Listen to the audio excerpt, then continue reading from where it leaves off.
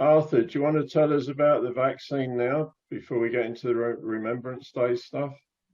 Okay, I can do that. I will share the screen. Okay. Now we have this announcement of this new vaccine, which is kind of exciting. It is exciting because it's a brand new type of vaccine. So far, we have never had an RNA vaccine that is being used anywhere in the world. It's new technology, brand new technology, and it's a very sophisticated technology. Normally, when you want to get a vaccine, you have an antigen, which is usually a protein, and you inject it into an animal. The animal produces antibody. So we trigger an antigen that will make a specific antibody against the protein that you want to neutralize. What we do is, here we have this SARS COVID virus, and it has the spike protein. It uses the spike protein to attach itself to the ACU2 receptor in the human cells. That's how the SARS protein gets in. What we want to try to do is make an antibody to neutralize that spike protein. So normally it's a protein that we make. We take the spike protein, inject it, and produce an antibody and use that antibody to neutralize it. What happens is, generally speaking, this is the basic, what we call the central dogma. When you have DNA, it produces RNA, and the RNA produces protein. That's the protein that we use for producing antibodies. Now what they have done is, they took the RNA of this spike protein. In other words, you take this RNA, which is actually a form of a messenger RNA, and it's got various regions. It's got a coding region that will produce the spike protein. So instead of getting the spike protein, you take the spike protein RNA and you inject this spike protein into a human cell. So when it goes inside the human cell, it uses the machinery of the host human cell and changes or translates into spike protein. And this spike protein acts as an antigen and makes the human cells produce neutralizing antibodies. So this is a very, very clever way of doing it.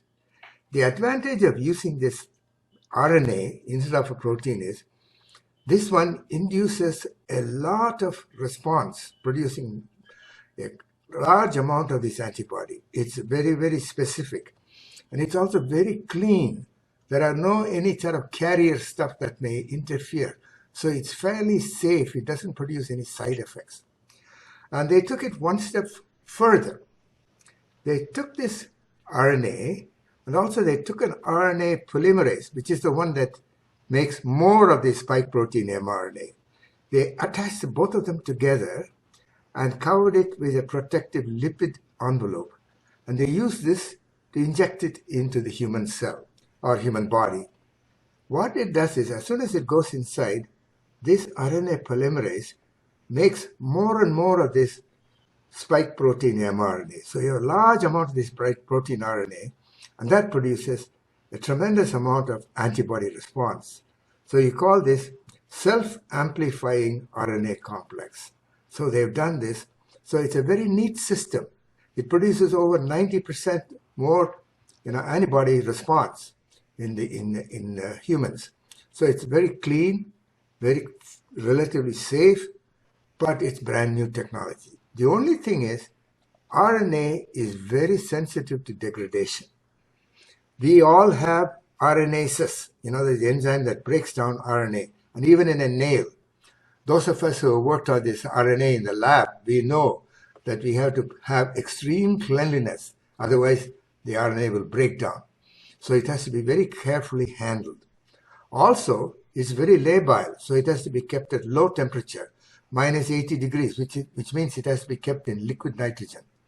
So imagine carting these liquid nitrogen tanks with all these vials kept in liquid nitrogen. That's going to be a problem for logistics, delivering from place to place, especially in some of the countries that are not equipped to handle this type of stuff. But so it's got these pluses and minuses. So if everything goes well, this would be a brand new approach, not the typical type of antibody response. We hope it works.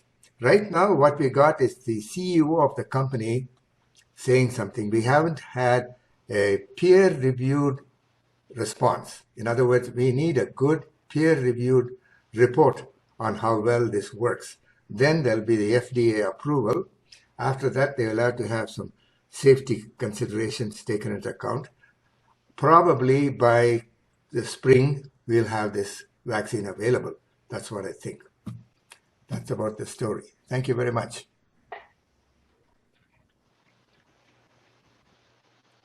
Thank you, Arthur. I just got one quick question about it. I don't want to take too long on this, but I read somewhere today that because of the problem, as you were just describing, with having to transport it at -70 or whatever it is, they were going to try and produce it in a powder form. I don't know, because I guess they could do it, but it is a very sort of sensitive materials, and it'll easily break down.